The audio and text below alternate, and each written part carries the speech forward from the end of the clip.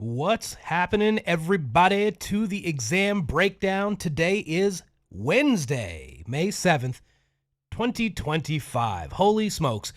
Here we are in May. Things are rocking and rolling. You know, I'm feeling the weather. We got our lawn folks are outside, man, and they're mulching and they're mowing some lawns, and this is awesome. I love this time of the year. For all of you allergy sufferers, I hope your allergies aren't going completely haywire. I've got kiddos in the house that are waking up with like all kinds of red eyes and stuff like that. So we're dealing with that sort of effect of the springtime. But man, I love it. I can't tell you.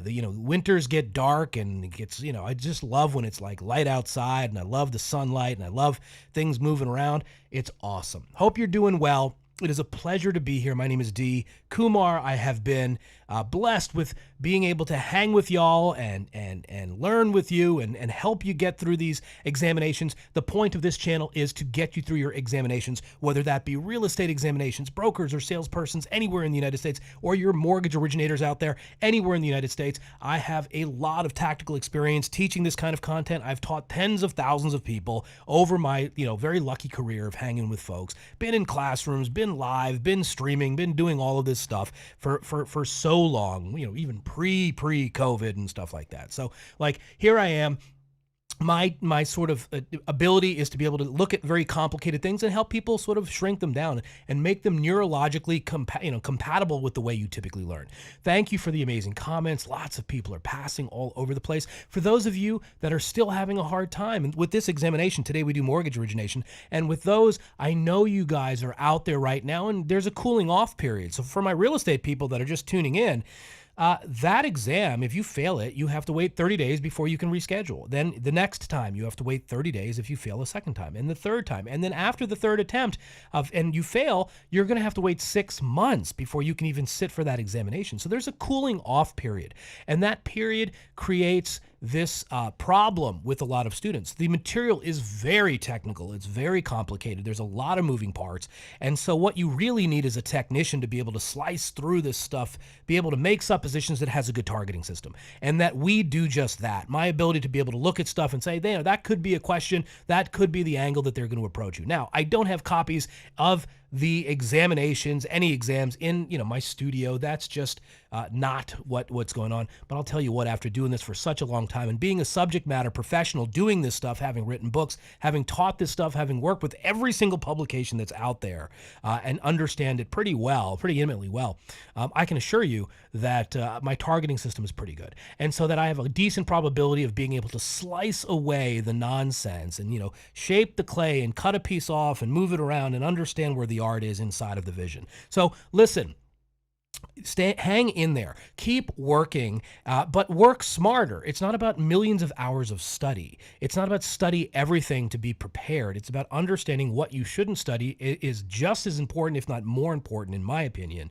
than knowing, what to focus on. And so it's that fine balancing act. So today at the exam breakdown, we're going to work through some content for you on the NMLS examination, outlines that we're going to be able to look through. And, we've compiled a bunch of stuff. Now, before we do that, there has been a tremendous amount of requests. So we recently just launched an amazing store connected to our channel, and the products have been flying off the shelves. So what we have is a ton of stuff for our real estate folks, and we've been developing content for our mortgage professionals as well. So we know, we've heard, we are absolutely working feverishly on this stuff to help really the majority of you guys just be able to nail this thing. And I have so much confidence in that ability to be able to do that.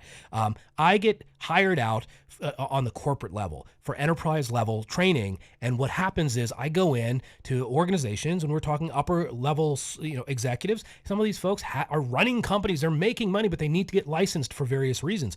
And because of that, my job is to go in there and coach them and figure out how to compress, after not being in a classroom for maybe 30 or 40 years, that could be some of you. It's my job to figure out how to teach them how to overcome their already busy lifestyle and make sure that they nail this thing pretty easily. I get sent out for lots of different types of exams, not just real estate-centric exams. I just helped a buddy with a data management exam for them. And again, there's certain verticals that I don't know. I like to read a lot of books. I'm a complete geek, but I there's topics that I don't understand or know, and I'll go and do. I have a process. I have a framework. That, I use this cognitive functioning when I'm trying to figure things out, and sort of the way I teach over the years has been just that. Let me show you this really quickly so you can check this out, and then I'll show it to you again. On our YouTube channel, boom, we have some cool stuff here. A lot of folks don't know. Now, if you haven't hit that subscribe button, please consider doing so. It would mean the world to us, and I promise you we will deliver you as much value as humanly possible to make sure that you're getting all of the content that you possibly need.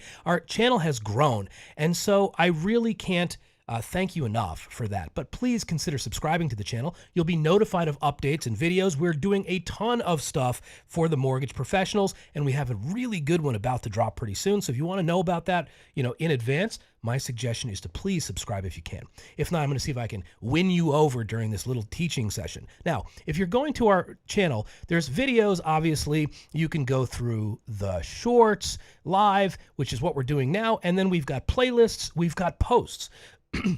Now, currently, these posts are for the real estate professionals, but if our community starts to let us know, we will figure out a way that we can also post for the mortgage community as well. So if you're looking for something like that, these are really cool. They're in your feed, and they're like questions that sort of happen and hop on, and it's like a great way for people to just stay in the mix. Trust me when I tell you that there is doom scrolling on a lot of these platforms, including this platform. And unfortunately, it's just, the goal of this is to have you keep watching.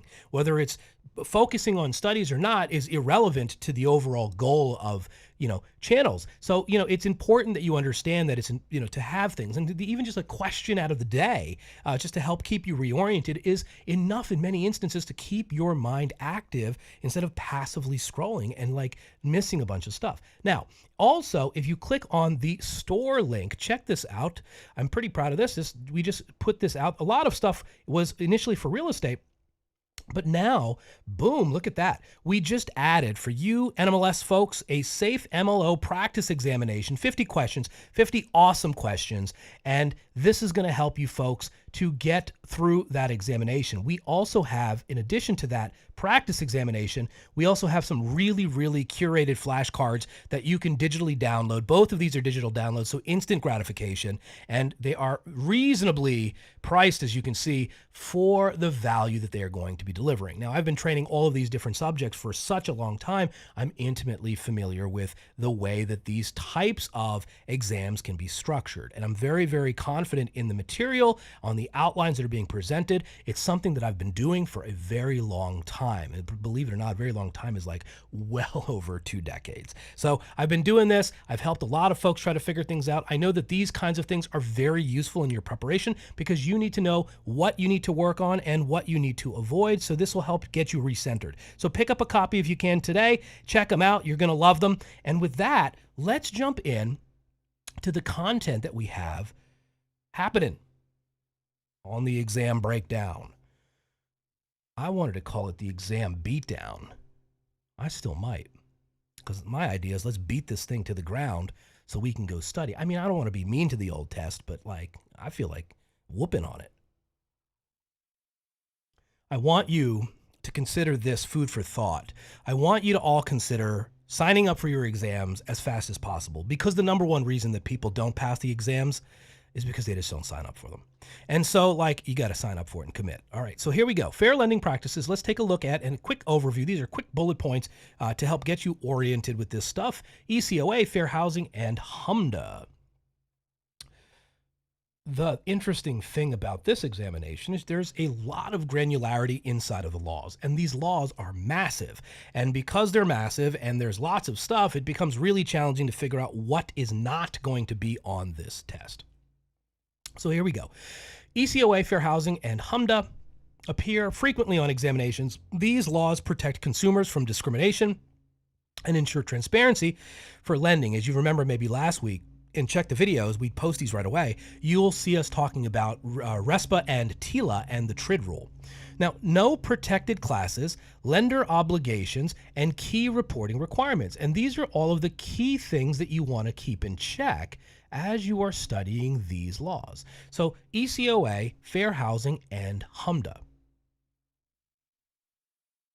Let's give you a high-level definition. So the ECOA, Equal Credit Opportunity Act, basically prohibits discrimination in the world of credit and lending based on specific personal characteristics. Now, you want to remember the protected classes, you want to remember the ECOA requirements, you want to remember a couple of different features about it, but start with the basic definition. Now, the Fair Housing Act is very, very, very popular. It prohibits housing-related discrimination. How does this differ from ECOA? This is something that we want to understand. So like a simple understanding here is fair housing deals with housing, and the Equal Credit Opportunity Act deals with lending. Unfortunately, believe it or not, back in the day when they decided to pass this, it was really about female borrowers were being required to provide male cosigners for their borrowing. And so, that was discriminatory. So the sex class was what was added. It was really the propellant for the creation of the ECOA. We have a killer NMLS 25 question video for those that are brand new and joining us that are pretty new. Let me just show you that really quickly. But if you look at our videos and scroll down, our most popular, let's go there. And so check it out. Here's some NMLS flashcards, by the way, pretty popular in terms of study. And this video right here, the NMLS practice exam questions, there's 25. And I do a little bit of an overview of the ECOA in this. Now, these 25 questions and these 25 questions alone are crushing it for people, just so you know the level of game that's happening here. This is me and my team working tirelessly, making it look effortless, I guess you could say, but really working pretty dang hard to make sure that we are trying to cover as much as we can and give you as much value in 25 questions. People are like, oh, I need 1,000 questions. No, you don't. You don't need any of that stuff. Look, you just need like a handful of questions, and like you really have to understand a few concepts, and then you're solid. You just need to keep working and understanding angularly what's going on, and you'll always do better. It's not about studying more. It's about studying efficiently, right? Like that's the idea. And that's one of the big problems. It's not the content. The content is abundant. You have books, you have courses, you have all this stuff. So then why do people still fail, right? Ask yourself, why is that happening still? And why are like 50% of the people that are taking this examination on their first attempt failing? This is real estate, this is mortgages, this is like an aggregate average across the United States. And it's because of implementation. They're having a hard time implementing. So that's why I'm here, man. I want to help you guys implement that. Let's get through this so you can make some coin. That's what I want. And then maybe one day you guys can just buy me matcha tea as like, thank you. Excuse me. All right, so let's keep going here. In our world with ECOA, excuse me, we have the Fair Housing Act, and this deals with housing. And this is a very simplistic difference between the two. And then we have this thing called HMDA, the Home Mortgage Disclosure Act. And this requires lenders to report data. So HMDA is a data reporting law. Basically, it's long. You don't have to read the whole thing. So just believe me when I tell you. The whole point of HMDA for you is that it's a data reporting law. That's it.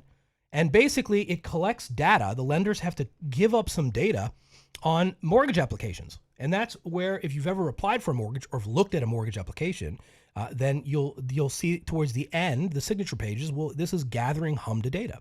And this is to make sure that there's no discrimination happening in terms of redlining. So, excuse me. All right, so redlining. And then so we want to know that HMDA is connected to this word redlining. Fair housing is anti-discrimination for housing. ECOA is anti-discrimination for lenders, right? And then let's keep going. You're doing fantastic. All right, let's go a little bit deeper into ECOA. It prohibits discrimination in credit transactions based on race, color, religion, national origin, sex. Remember, that was the big one, male, female. And then marital status, age, and receipt of public assistance. You have to memorize these. I would say this would be a good one to just simply memorize. It requires notice of action taken within 30 days of receiving a completed application. This is a timeline you absolutely want to know. Now, when I say you want to know this, again, I'm not saying that it's on your examination. I'm, just fill in the blank here and also say, well, this is what in D's opinion, right? But in my pretty good opinion, I would say you need to know this 30 days.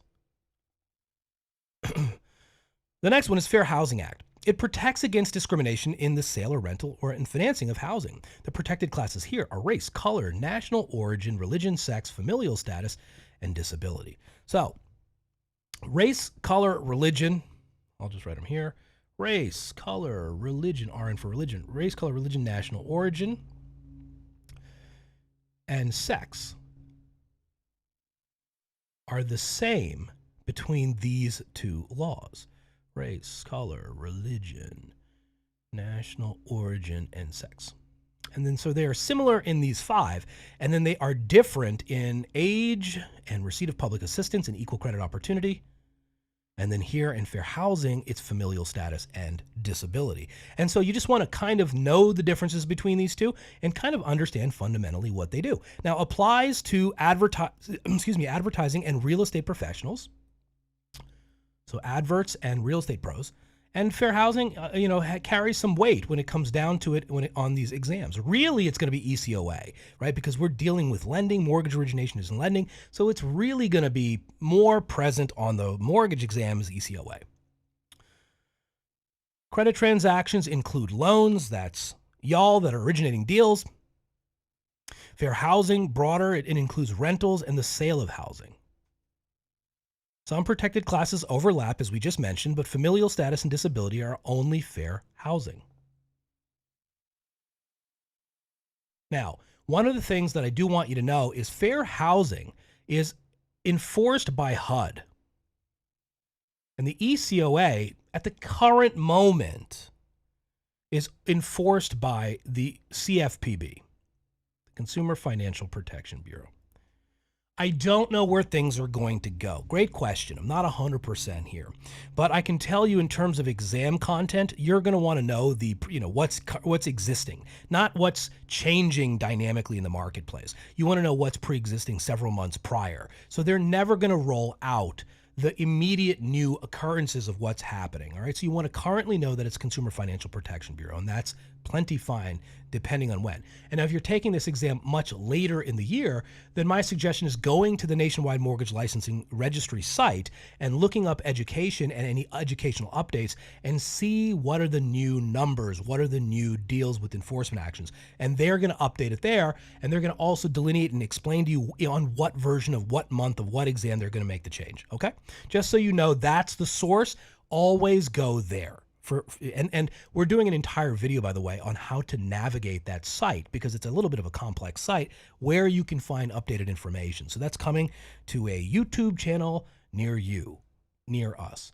All right, so here we go. Here's the next one. HMDA, the Home Mortgage Disclosure Act, requires lenders to collect and report data on race, ethnicity, sex, income, loan type, and property location. All of these elements are what are coming up. So there are definitely things that you're going to see are potentially on exams, okay? Now, here's something you want to know. This is reported annually via a loan application register called a LAR.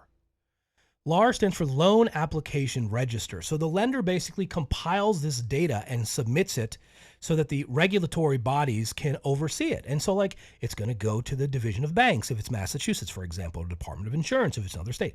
And then they're going to receive it during the audits, and they're going to make sure. Now, if you're federally chartered, you're not required to take the SAFE exam if you're federally chartered. And that information is also gathered and collected and submitted to, on the federal level, the enforcement or sort of audit authority.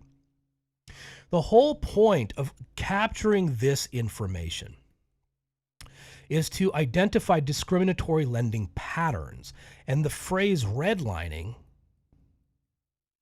is absolutely on exams, and it's interconnected with HMDA. So you need to connect those two vocab phrases together.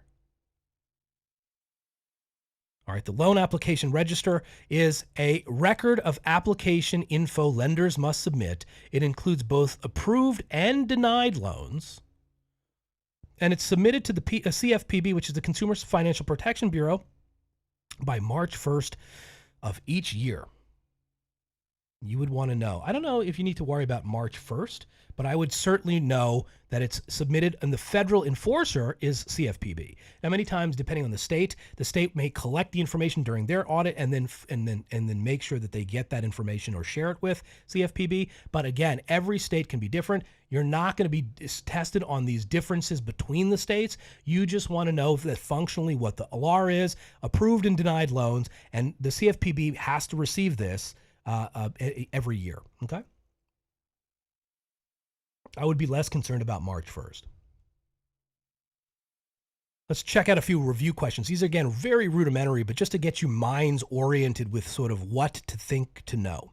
All right, so here we go. A borrower applies for a loan and is denied. The lender must notify the borrower of the action taken within how many days? And by the way, if you're in comment with me live, or if you're going to watch this replay, also comment which federal law we just reviewed requires this, by the way. So a borrower applies, and the answer is 30 days. And that's the Equal Credit Opportunity Act.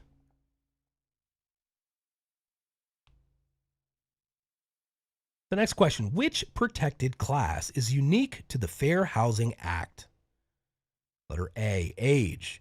Letter B, marital status. Letter C, familial status. Letter D, receipt of public assistance.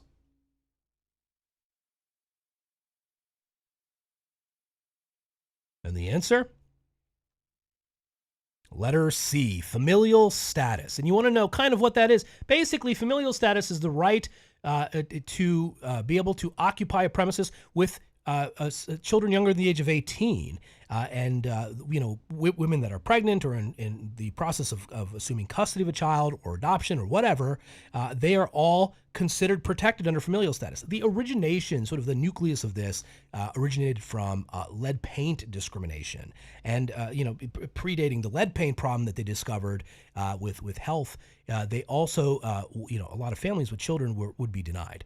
So familial status was included, and so for some of you, over 55 communities are exempt from familial status protection.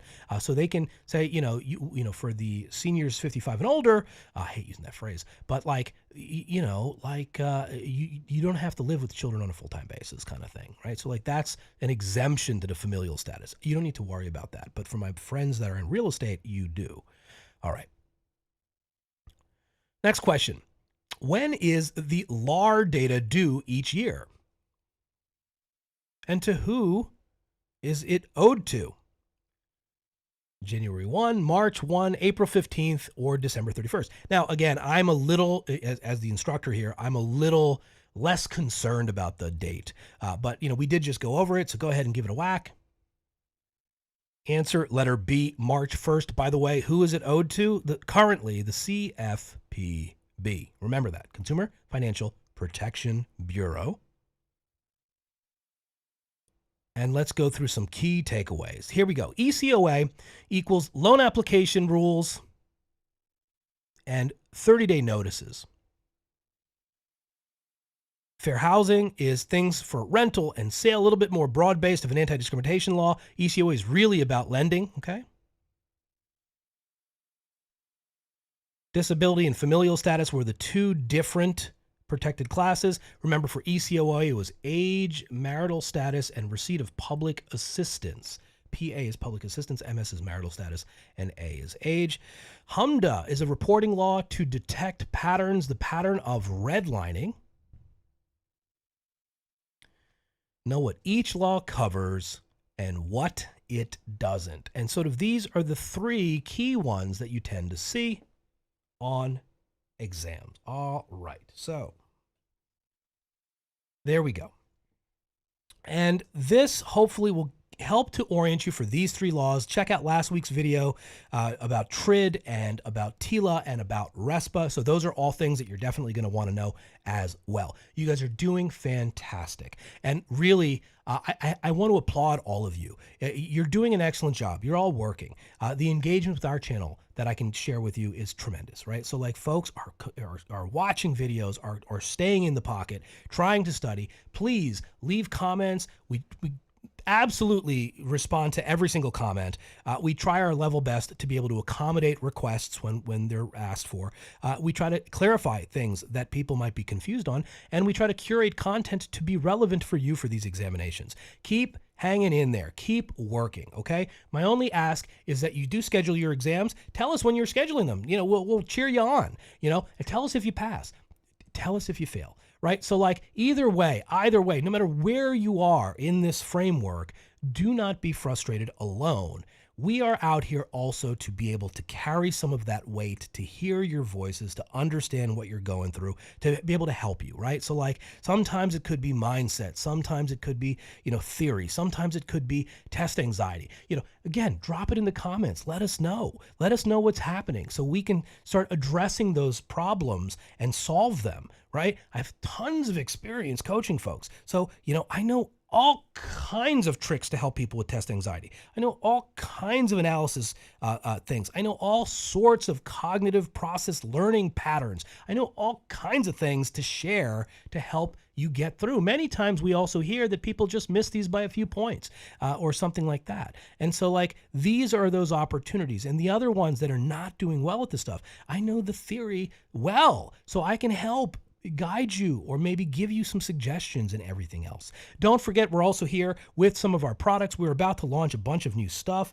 We have right now on our existing storefront, we just dropped in some extra stuff for you guys for the NMLS stuff. Check it out. So again, we're on our YouTube channel. Just go to the link store and you will find our store. For real estate folks, we got a pretty robust cadre of things here. And for our mortgage folks, we just added this 50 practice question, curated by us, really solid stuff here. And we also have some flashcards that are available specifically for the NMLS examinations. Don't forget, in terms of free content, we have an entire flashcard video. If you just go to videos, go to popular, scroll down, the 4th most popular video we got going right now is that NMLS flashcard video. So check it out. It's absolutely free, yo. And then we also have this awesome 25 questions. We got another one dropping pretty soon, and it's really good stuff. But, there's some stuff here. So just keep in mind that there's lots of resources for all of y'all to be able to work through this stuff, all right? So make sure you definitely, take advantage of all of this stuff. I really, really am excited to be able to do this stuff with you. There's a cute little video somewhere. I'm just looking for it. I can't find it right now, but my daughter's in it, so it's really cute to me. And if you can find it, you get bonus points. But anyway, I digress. Hope you're doing well. Hope the moments that you spent with me right now will yield you some success. Good luck with your studies and good luck on your tests. Once again, we appreciate you. Consider subscribing to our channel. You're going to be notified of all kinds of updated stuff. And it's not just real estate exam prep, yo. It's about a lot of other stuff too. And so I've been a professional investor for well over 30 years now. I have lots of information about teaming to share with people. How do you make money doing this stuff? What about the loan origination business? What's that like? So just go ahead and create a dialogue with us. We love to do that, okay? All right. So, but the goal and the mission is to get you through this examination faster. And that sounds good to me. Anyway, it's been a pleasure. Thank you once again. We will see you in the next exam breakdown. Have a great weekend. Enjoy the weather if it's nice in your area. And if not, better weather is coming your way, I promise. All right. Have a good day. We'll see you soon.